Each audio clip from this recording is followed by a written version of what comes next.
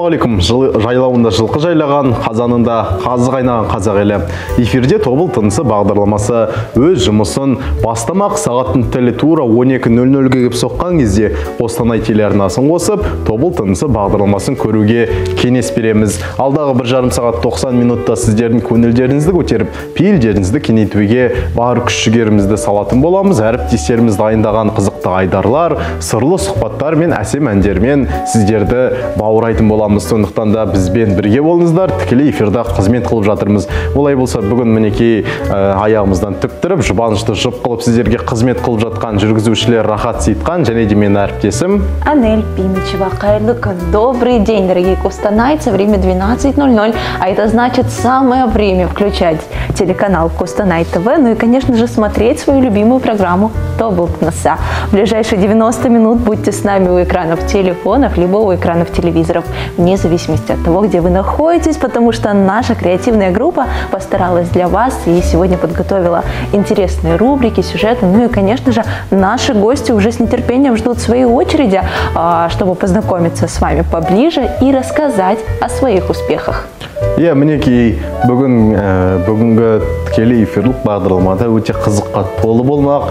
Келетін қонақтарымыз да, айтатын сырлы сұхбаттар да, әндер де, айдарлар да жақсы бір адамның көңілін көтеріп, керемет әсер қалдыруға өзінің септігін беретін анық. Сондықтан да қадірменді көрермендер, бүгінгі бағдарламамыз, бүгінгі шығарылымымыз бағдарламаның өте қызықты болмақ дегім келеді. Бізбен бірге болыңыздар.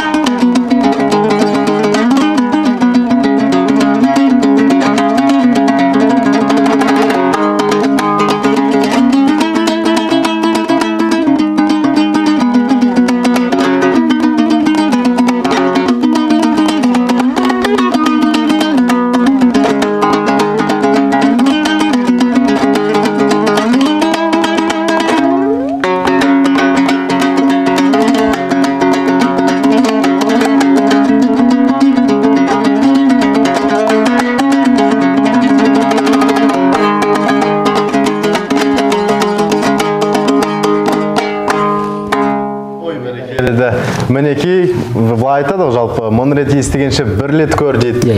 Мың рет айтқанша бір рет есті дегіміз келеді. Сондықтан да қадірменді, құрметті біздің тобылдық көрермендер, бүгін бағдарламамызда мінекей айтып жатырмыз, естіп жатсыздар, көріп жатсыздар, таныстыруға рұқсат етіңіздер. Бүгінгі бағдарламамыздың төрінде Дәмір Елтайұлы Қалқаев, облыстық көркемөнерпаздардың халық шығармашылығы мен кино бейнеқор орталығының басшысы, және де Нұрболат Нығматов Елубай Өмірзақов атындағы филармонияның Қазақ ұлттық күй аспаптары оркестрінің күйшісі. Қош келдіңіздер. Добро пожаловать. Қайырлы күн. Бүгін мінекей айтып жатырмыз, күмбірле қоңыр домбыра деп жатырмыз. Енді қазақтың ұлттық аспаптарын насихаттап, дайындық қазірден басталып жатыр. Енді мынау ұлттық домбыра күні 2018-ден бері алып жатыр ғой мінекей. Содан бері мынау Қазақстан Республикасында әр облыста көптеген шаралар жатыр. Соған да біз бірінші рет 2018 жылы Назымбек Молдахметов екеуміз осы Қостанайдың оркестрін алып барып қатысқанбыз Елорда қаласында. Сондай-ақ шарада біздің Тобыл-Торғай жерінде жүріп жатыр. Ең бірінші рет үлкен бір жиналғанымыз Амангелді ауданында 500 домбырашы шыққандай. Одан кейін 1000 домбырашы шығарып, келесі жылы рекордтар Гиннес рекорд салған кітабына кіріп, үлкен бір сондай бір еңбек атқарғанда. Сол себепті осындай іс-шара жылда бөледі. Әр аудан орталықтарында, мәдениет үйлерінде домбыра күні арналған көптеген шаралар өтеді. Оның барлығы осы біздің қара домбырамызды насихаттау, күй өнерін насихаттау, балаларды тәрбиелеу деген сияқты, домбыраға тарту деген сияқты. Осы домбыра аспабында ойнайтын өнерпаздардың несінің ауқымын кеңейту деген сияқты. Сол себептен мынау Амангелді ауданында болғанда, сол дайындық барысында дайындыққа баратынбыз ғой. Сөйтіп былай енді асфальттың жиегімен көшемен былай барасақ, баштармен ана үйден бір көңіс шығып жатыр әйел кісі, қолында баласы, жағында бір шелек не, бір жағында домбыра, баласымен бір қолында бір шелек сүт. Қазір сүттігі апарып тастаймын деп, дайындыққа келемін деп қояды ғой. Бір кетіп үлкен бір қария келе жатыр екен. Сөйтіп осындай бір нені көргем де, ауылдың осы домбыраға деген құрметі осындай үлкен шарада атсалысып бір жаппай бір көтеріп тастау деген сияқты. Сол жылы біз Амангелді ауданында ең жас балаға, домбырашыға, ең үлкен қарияға арнайы сыйлық бергенбіз. Сөйтіп енді халықты осындай насихаттап. Одан кейін ол кезде Әмірхан Бекенұлы жерде әкім болды, аудан әкімі. Ол кісі мындай акция істеді. Әр үйге бір домбыра деген сияқты. Мекеме басшысы домбыра сатып алды, әр үйге осылай сыйлық таратты. Сосын сол үйдің баласы домбыра үйренген сияқты. Сөйтіп әр мекемеге Амангелді ауданында соның бәрін істеп қойды. Яғни бір күндері домбыра үйренгісі келгенде келіп үйренеді деген сияқты. Енді ол кісі қазір Арқалық қаласына ауысты, былтыр Арқалық қаласында 1500 домбыра шығарды. Биыл 2000 домбыра шығарым деп жатыр. Енді айтайын дегенім, сол өзінің жүйесін қазір кеңейтіп, ауқымды. Арқалық қаласы енді қаланың аты қала ғой, мектептер көп деген сияқты, халық саны деген сияқты. Сонда іске асып жатыр, амандық болса, сол енді үлкен домбыра күніне арналған іс-шара, домбыра күніне арналған керуен атты айлықпен басталып, 8-ші не күні, маусым күні, июнь күні бастайды. 2000 домбыра шататын эстафета бір-біріне береді. Арқалықтан Амангелді қабылдап алады, Амангелдіден Жангелді сол кете береді. Сөйтіп бәрін қосқан бетте айналып келген бетте 7-ші шілде күні ұлттық домбыра күні, 7-ші айда, айдың 7-ші жұлдызында, 7-ші күні, 7 нотадан құрылған 7 күйді, 7000 домбырашы, осы меке тағы да бір 7 арнайы қонақты шақырамыз, сол орынның алдында ойнап береді меке. Онда үлкен бір шара. Бұның арасында енді бұдан басқа да аудандық мәдениет үйлерінде домбыра күніне арналған байқаулар, концерттер болады, домбыра пати дейді. Сондай іс-шаралар болады. Мысалы біздің облыс орталығында айтып кеттім ғой, күмбірлі қоңыр домбыра дейміз. Осындай атпен жылда күйшілер байқауы өтеді. Ол бірінші жыл қатысқан бетте бізді Киров ойнаған былай. Бір төкпеге, бір шертпеге ойнағанды. Дегенсің шертпеге деген біз Қостанай өңірінде көп өгізі дамымағанды. Қазір шертпегеде көп ойнайтын екен. Балалардың бәрі репертуарында бар деген сияқты. Содан келесі жыл қостық, Тобыл-Торғай композиторлардың күйлері болсын дедік. Яғни 3 күй болатын болды. Сонда біздің айтпаймыз да Ханов ағамыз бар, тағы да басқа өзіміздің кімнің Ахметтің күйі деген сияқты осындай өзіміздің жергілікті композитор күйшілердің орындасына насихаттау ғой екен. Мысалы, сіздің шығармаңызды халық білсін, көрсін деген сияқты. Бізде осындай таланттар бар деген сияқты. Сөйтіп 3 күй болғанда. Биылғы байқауға біз қосып отырмыз 5 күй деп отырмыз. Махамбеттің күйі мен Қазанғаптың күйі. Сонда біздің байқау жылдан жылға күрделі болады. Яғни қатысушы дайындалу керек. Оған бір ай емес, бірнеше ай дайындалу керек. Сондай байқау бар. Сосын Ғасырлы пернес деген енді ансамбль деген бетте басты аспап домбыра ғой мінекей. Ансамбльдер арасында байқауымыз бар. Тағы да басқа көптеген шаралар болады. Енді биылғы мынау біздің немізге қазір осы домбыра күніне жаппай музыка мектептерінде шара болатын. Бізбен қосылып, оларда көптеген шара істейін деп жатыр. Бұрындарда болатын да. Енді айта кетсек, осы мінекей домбыра күнін дайындықты, бұл енді облыс әкімшілігінің қолдауымен ғой. Аудандық әкімшіліктерді қолдап жатыр. Мысалы, көптеген аудандар дайындық басталып кетті. Кеше Федоров ауданы басталып кетті, Сарыкөл ауданының, Амангелді ауданының басшылары ауылда аралап, халықта үгіт насихат жұмыс жүргізіп отыр мінекей. Домбыраның ескі құдіреті туралы айтып деген сияқты, жастар тартып, үлкендер тартып деген сияқты. Жангелді ауданы өткен жылы аралап келді өзінің ауылдарын. Әр ауылға барып, мәдениет саласының басшылары кездесіп, сөйтіп нетті мінекей. Арқалық қаласында Бора Шабенов бастаған ағамыз, ол кісі биыл 70-ке толады. Ол кісі өзі бас болып, не қойып қалған, кесте қойып қалған мінекей. Дүйсенбі күні Ерлан дайындалады, сәрсенбі күні Әбіл деген сияқты, жұма күні мен жинем деген сияқты осындай бір кесте бар. Сол кездерде домбыра ұстайтын, ойнай алатын балалар келіп дайындалады деген сияқты. Енді Нұрболат сияқты бізге мамандар керек, негізі бұл кісілер оқыған, білім алған. Ыбырай Ешшамовта сабақ алып, Рудныйда консерваторияны бітіріп, ортаға келіп отыр. Негізі бізде, мысалы, кейбіреу нота біледі, музыкалық сауаты бар, кейбіреу білмейді деген сияқты мінекей. Сондықтан үйрету барысында біз енді ұстаздарға жан-жақты болу керек. Нота білмейтіндерге кішкене несіне үйретіп жібереді, күймеолақ дейді осы мінекей. Ал нота білетіндерге нотасын бәрін тараттық. 7 күй таңдап алған себебіміз бізге қасиетті сан ғой. Күйлерді қарап алдық. Яғни үлкен балалар да, жас балалар да үлкен кісілерді ойнай алатындай болсын деген сияқты. Ол мектеп бағдарламасының тепеңге осындай күйлер мінекей. Әлқиса деген сияқты ол бағдарламада бар мінекей. Сөйтіп дайындап бастап кеттік мінекей. Енді сөзіңізден қарап отырмын, өзі бір жыл өткен сайын бүйтіп бәйгеде де солай ғой, шапқан сайын шабыты келе беріп, баса береді. Сондықтан да мінекей жылма-жыл өткізіліп жатырғанда ауқымы кеңейіп, өзі бір құндылығы одан сайын насихатталып, артып жатқан жайы бар енді. Өте керемет, бастамаларыңызға сәттілік тілейміз. Ал енді Нұрболат мырза, осы жаңа ағамыз айтып жатыр, осы қазіргі ағаларының ізін басып келе жатқан жас буындар деп, жалпы домбырамен қай кезеңнен бастап, немесе не қызығушылық тұрды осы қара аспапты қолға алуға? Мен енді ауылда тұрамыз, атынан Құсмұрын деген жерде. Сол жерде інім бастаған еді бірінші. Әнге барған еді. Мен сол кезде апаратым, ауылда ит бар, қау болмасын деген сияқты. Бір кезде енді ініммен мүмкін дарымаған шығар, бірақ сол кезде мен түсініп тұратым, мен көрейінші деген сияқты. Ол жасым бір 9-10 жаста болдым, қателеспесем. Содан басталды, ол кісілердің жаңағы әндер үйреніп, кішкене күйлері құлма, күймеғылақ әдісімен. Ол кезде нота жоқ қой, білмейміз. Сұлықпен еді. Сұлық деп қазіргі айтқанда. Бұрын кезінде Құрманғазы бабаларымыз нота болмаған ғой, бізде күймеғылақпен.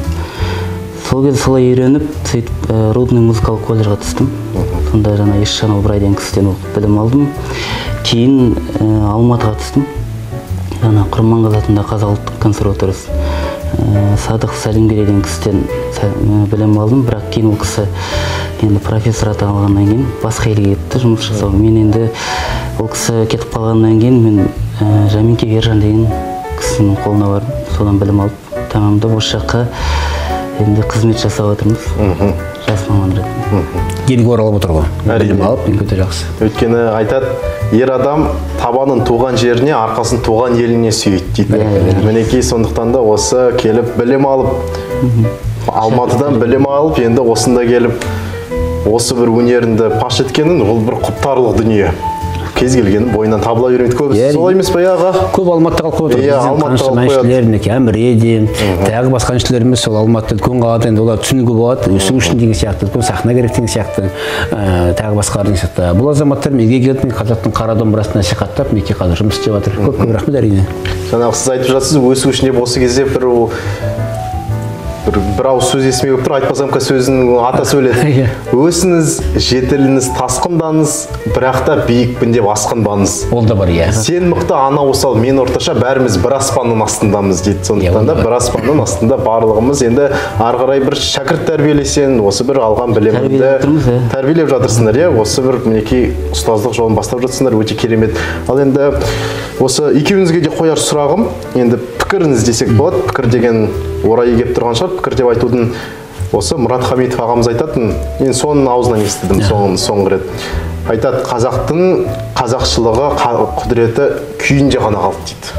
Себебі ән айтсан, әннің сөзі өзгереді, ырғағы өзгереді заманауи тілмен. Кино болса, оның бір заман тенденциясына сай талаптары өзгереді.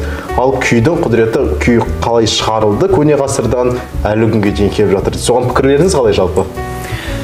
енді бұған енді қосылуға болады әрине, былай қымбеттерде енді әнді қазір енді кеше ән демекші шығып жатыр ғой, кавер вариант деген сияқты. Біз бұған бір енді әнге жаңадан бір не береді, жан береді деген сияқты ғой, бірақ енді қарап қымбет кейбіреулер қарсы әннің мағынасы кетіп қалады деген сияқты. Ана бір тіпті өзің несте сөзден басқасы музыка өзгеріп кетеді ме, әуенді өзгеріп кетеді ме, ол да бар деген. Күй негізінде ме қалай шығарылды солай жетті. Сосын бір күйдің бір қасиеті бұл ұрпақтан-ұрпаққа келе алып кетеді. Осындай балалардың арқасында деген сияқты, азаматтардың арқасында деген сияқты солай кетеді. Кезінде Қазанғап қалай ойнады, оны кім Балмағамбет деген ағай жазып алған, одан Райым Бергем жазып алған, одан меке біздің балалар, одан меке шәкірттер келді меке, сөйтіп келе жатыр меке. Оны кезінде нотаға түсіріп алған деген сияқты, соны бұзбай орындап жатыр. Енді кейбір күйлердің енді бар енді кішкене былай әртүрлі варианттар ойнайды деген сияқты. Кейбір күйлер бар меке. 2 вариант, 3 вариант бірақ негізі сол қалған. Өз бір әуеннің бір не істейді ғой сонысы қалып қойған меке. Түбірі бар деген сияқты, ең деген сияқты. Сондықтан Мұраттың айтқан несіне қосылуға болады. Біз Мұрат Хамитов деген облыстың белді домбырашысы, осы жағын қарап жүрген, шәкірт тәрбиелеп жүрген, оның бас шәкірттері қазір неден бір консерваторияда оқып жатыр деген сияқты, магистратурада. Сондықтан ол жігіттер қазір енді Мұрат, Абырайлар, былай қымбетте қазір облыстың домбырада қымбетті беткүстарлары олардың сөздерімен қосылуға болады да. Иә, рас. Өйткені кезінде таспаға жазып алады ғой күйшілер. Сосын оны келе жыл сайын таспасы нетіп кетеді. Кейін мысалы ақырындап ойнасам, мысалы ол кезде тұндай кейін тез айналып кетеді, таспаға көшірген сайын. Ал нота күйге келгенде, күйді нотаға түсірген ол тек қана скелеті ғана шығады, ол айтқанда. Арғағы бар, жүгіретін жері бар, ол адамның көңіл күйі сияқты ғой. Бізге бұзуға болмайды енді, консерватор ойнаған кезде. Кейір бұлай алып нотадан сияқты ойнай саламыз да, біздің ұстаздар ұрсатын. Сендер дұрыс записьтен дамбайсыңдар деп. Ондай бар да. Ондайлар болады. Өйткені біз солай үйреніп кетсек, ертең шәкірт тәрбиелегенде солай кетіп қалады да. Ары қарай сына береді ғой. Біз нотамен шығарамыз, ары қарай біз записпен шығаратынбыз. Негізі солай ғой. Бұзуға болмайды.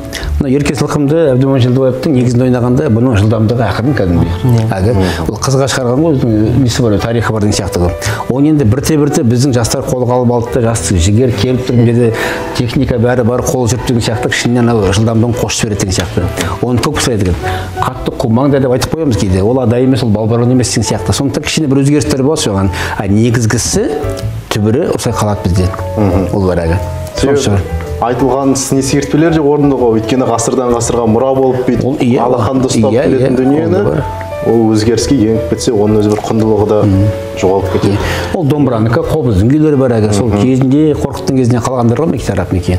Ол енді осы домбыраны қолға алып, осы бағытта жүрген азаматтардың арқасы негізінде былай ұрпақтан-ұрпаққа жетіп аққан деген сияқты. Вообще большая работа ведется в области. Мы готовимся ко дню домбры, который будет 7 июля. Это будет такая дата, 7 месяц, 7 день, 7 числа, 7 из проведения мы играем. Вот так. Это 7 для нас, это очень такой цифра же для нашей нации. Поэтому все области готовятся, большая работа приведет, но огромную работу делает у нас город Аркалык. 2000 домбристов одновременно 7 проведений будет играть. И мы продолжаем, эстафета будет. И мы завершаем эту эстафету в городе Костанай большим, как говорится, праздничным концертом с участием тоже домбристов города. Будут участвовать и наши, и филармонии, и музыкальных школ. У нас еще есть домбровые кружки творческих заказов, где вот очень много детей занимается. Вот они вот в кинотеатре «Арман» на той неделе вот акция была такая. Творческая студия «Жулдус», они дали небольшие вот номера, ну, тоже, как его, в этом направлении работает. Көптеген жұмыс жүріп жатыр. Тағы айтып кетейін деген ғой, басқа қалалықтар естіватын сияқты. Осындай іс-шаралар. Ал енді осы жалпы айтып жатсыздар ғой, осы өскелең ұрпаққа насихаттау, ұлықтау деген секілді. Соның мақсаты неде? Мәні қалай? Мақсат енді жастар тәрбиелеу, осы мінеке біздің күйіміз жоғалмай ұрпақтан-ұрпаққа жетсін деген сияқты, мұра болып қалсын деген сияқты. Қазақтың домбырасы, қара домбырасының қасиеті. Бұл енді жауға шапқанда қылышын дайын болсын дейді ғой. Осы қара домбыра арқылы қазақтың тойын, қуанышында, мұңын жеткізген ғой кезінде. Ақындар деген сияқты, күйшілер деген сияқты. Кеше ғана Құрманғазының кісен ашқан, түрмеден қашқан күйлер деген сияқты. Оның тілімен шықпай, осы домбыраның үнімен жеткізген ғой мінеке. Қазақтың тарихын деген сияқты. Сол себептен біздің енді осы қара жер басып жүрген бетте бұл өмірде бәріміз де қонақпыз ғой. Енді осы өнердің туын қолымызға алғасын үлкен мен болсам, сармекнер болатыр болса да ортамыздағы Мұрат Хамитов бар. Әр ұрпақтың әр өзінің бір сол міндеті келесі ұрпақтың алдында жеткізу деген сияқты, сақтап қалу деген сияқты, қорғау деген де бар.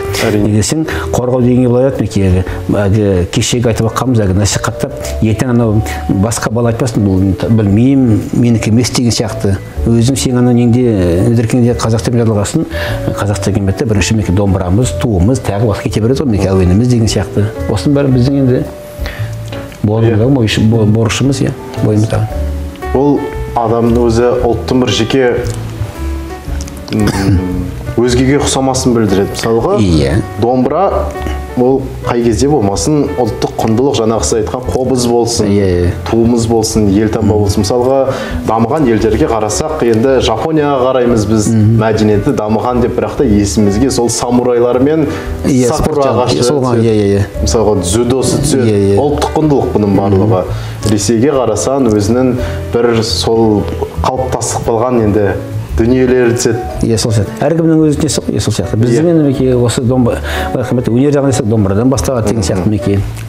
Сондықтан да жалпы айтады ғой, әр нәрсе мысалға болат арқандар болады ғой, спортшылар мінетін қанат, былай айтқанда ішінде болаты болады екен дейді. Болатын суырып тастасаң, қыл арқан өзінің қыл арқандығын жоғалтып, былай босап қалады. Енді ұлттың мықтылығы да сондай, өйткені егер де осындай ұлттық дәстүрлеріміз ұлықталмаса, ұлттық өнер насихатталмаса, оның қадір қасиеті қалмайды деген екен. Сондықтан да осындай дәстүрді ұлықтап жүрсіздер. Сіздерге көптен көп рахмет айтамын. Алдағы істеріңіз өзінің нәтижесін беріп, лайықты деңгейде Қазақстан көлемінде мойындалса деген ниет бар. Ал енді сіздерден бір Нұрболат қонаққа де болсын. Жақсы. Енді бір шертке тартып берейін, жаңа көкпеге орындадым. Белгісіз солдат деген күйді орындап берейін. Көп ойналмайтын күй, бірақ жақсы күйді.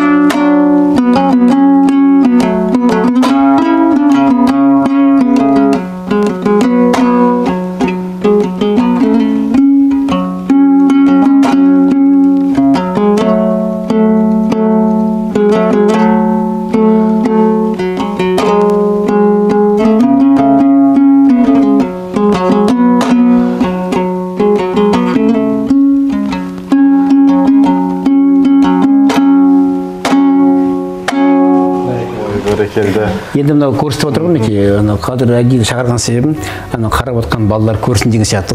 Осы еліктеп Нұрболат қалай ойнап отырған сияқты, мынау оң қол, сол қол қалай деген сияқты, бәрі де бар сияқты. Осы бағытта біз ай сайын не өткізіп отырмыз, шеберлік сабақ өткізіп отырмыз. Оған аудандардың домбырашылар келеді, біздің Мұрат Хамитов оларға көрсетіп, мына күйде жерін қараңдар, бір нюанстары болады ғой, мен жерде подсөкка былай деген сияқты, жақтар былай кетті, қағыс былай деген сияқты. Соны бірге шешіп, бір бағытта ойнау үшін жұмыстар жүріп жатыр мінекей аудан бойынша. Біз оны өткен жылы бастап кеткенбіз. Сол ай сайын жинап ашық өсік күні осындай жұмыстар жүргіземіз. Амандық болса домбыра күніне абыроймен келеміз деген ойдамыз. Осы эфирді пайдаланып насихаттауға асыл болған сіздердің осы телекомпания көп рахмет бауырымыз Ерболат Бергеновке, және осы жерде пайдаланып өзіміздің әріптестеріміз аудан қалалардағы осы бағытта жұмыс істеп жатқан домбыра күнін дайындықты бастап кеткен домбыра үйірмесінің жетекшілеріне, мәдениет үйінің басшыларына, мәдениет саласының басшыларына, аудан қала әкімдіктеріне көп рахмет айтқым келеді. Біздің орталықтың мәдениет басқармасының атынан бәріміз бір болып осы үлкен тойды бірге өткізейік. Мен айтқаныңыз келсін, абыроймен атқарып шығыңыздар деген ниет бар. Иә, осы тұста әрине де жаңа ғана күйлердің бұзылмауы жайында айтылып кеткен еді. Күйлер жалпы қандай дәстүрде ойналады, сондай дәстүрде ойналуы тиіс деген сияқты. Ал күйме құлақ орындайтын осындай бір домбырашылар тұсынан қаншалықты солай керек ырғақта бұзылмай үйрену қаншалықты қиын? Не айтайын? Күйме құлақ деген кезінде нота болмады ғой мысалы. Нота Ахмет Жұман атамыз алып келді ғой, кезінде Мәскеуде оқып консерваторияда. Ең алғаш ансамбль және оркестр ашқан кісі, ең алғаш сол кісі болды. Оған дейін бізде нота деген бізде хабар болмаған шыны керек. Кезінде мысалы жаңа Дина апамыз Құрманғазының шәкірті, ол кез күйме құлақ үйренеді. Қазір балаларға өте көп керек, енді әрине заманауи болғасын біз нотаға сүйенеміз ғой енді. Екеуінің әдісі не дегенде әдіс ештеңе жоқ, бірақ күйме құлақпен үйренген бала ешқашан ұмытпайды. Қолмен үйренген адам. Ал нотамен үйренген адам ұмытып қалуы мүмкін, бір ай қайталамаса. Ол да үйреніп қалады ғой. Сондай неді? Кейде слухпен осындай бір есту арқылы өзінің күйлерін подбирать етеді, демек ойнайды, үйренеді. Ол әдіс қалай, қаншалықты тиімді? Енді жалпы жаңа айттым күйме құлақты. Ол күйме құлақ үйренген кезде адам жаңағы слухы бәрі дамый бастайды. Өйткені біз нотаға сүйеніп қалғанда слухын қатты дамытпаймыз ғой. Бізге жеңіл болып көрінеді. Ал слухпен үйреткен кезде мысалы жаңағы оның бұрын кезінде мысалы Дина апамыз жаңа Құрманғазы үйренген, қалай үйренген? Құрманғазы апамыз бір күйді ойнап береді. Дина апамыз күйме құлағын слухы енді мықты болған ғой кісі. Қағылған ғой. Бірден қағып алатын. Қазір балалар олай қағылмайды шыны керек. Біраз дайындалу керек болған. Сол жақсы да бір. Олай ешқандай несі жоқ. Бірақ күйме құлақтың әдісі жаңа күйдің манерасына, жаңа характеріне бәріне түсінесіз да ойнаған кезде. Нотамен үйренгенде соны ескеретін шығарасыз ғой айтқанда. Соның екеуінің өзі бір плюсы болады ғой. Нотада деген бетте, нотада сенде бәрі жазылып тұрады. Қай саусақ бойына көрі, қағыс қандай деген сияқты бәрі көрсетілген ғой. Күйме құлақ болған бетте олар естігені ғой, өздерін шығады. Сол кездерде осындай мамандар тек дұрыстап жіберсе болды. Бірақ нота ойнағандар, ол нота болмаса былай етіп ойнауға қиындау болады. Сондықтан біз енді өзіміз кезінде осылай үйренгесін, күйме құлақ арқылы бізге нота бізге керек, тек осы бір нюанстарын қарап алу үшін. Мына жерде неше так деген сияқты, мына жерде қандай саусағы қандай деген сияқты, қағыс қандай сияқты. Адайдың өзін біреу екі төмен, екі жоғары, біреу әртүрлі ғой қағыстары. Соның бір несі бар, соның тәртібін ұнатусын ол да керек. Яғни былай да керек. Егерде екі бағытта алып жүрген домбырашы, ол енді жан-жақты болады деген, оның мәртебесі жоғарылау болады деген сияқты.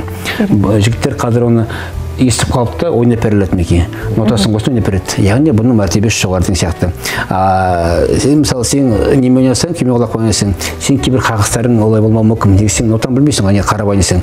Ал мына бауырым нота біледі деген сияқты. Бұл нотамен бәрін ұрып береді, бірақ нотаны алып қойсаң, ойнамай қалуы мүмкін. Яғни сенің бір нең жоғары, мәртебең жоғары деген сияқты. Осы үшеуін салыстырған бетте бірінші орында, екінші орында, үшінші орындасың. Ол да бар. Ал енді осы сұрақ, осы айтып жатырмыз ғой, күйме құлақ деп, жалпы күй ойнау қанда бар қасиет бола ма, немесе талпыныс арқылы да жетуге болатын дүние ма? Кім мықтырақ, талант мықтырақ па, немесе еңбек мықтырақ бола ма осы кезде? Екеуі де мықтырақ болады, бірақ енді бірінші талант қой, ол қанда болады. Егер адам ары қарай дамытса өзін, оған кішкене жеңіл келеді да, өйткені оның қанында бар. Мына оқушылар келген бетте анау несі өзінің бойында таланты бар бала мынаған қарағанда күні көріп болады. Ол мынау еңбекпен алған бала бір күйді бір шет жаттаса, мына бала бір күнде қағып алады. Яғни ондай да бар сияқты. Сондықтан қалай кересіз, анау бір бойында бір қан керек, мінез керек, еңбек те керек, бұның барлығы. Тіпті таланттың өзі еңбектенбесе, ол таланты құрып қалатын сияқты. Сондықтан бұл өзі осылай келе бір айтқан жөні бар Тұрсынбек. Иә, сондықтан енді келгендеріңізге көптен көп рахмет айтамыз. Уақыт бөліп осы бір облыс тұрғындарына осындай бір жақсы дүние бастамаларыңызбен бөлісіп жатсыздар, дәріптеп жатсыздар. Алдағы уақытта сіздеріңізге тек қана сәттілік тілейміз. Рахмет, бірге болайық. Кездесеміз, сіздер үшін әрдайым есік ашық десек болады. Рахмет.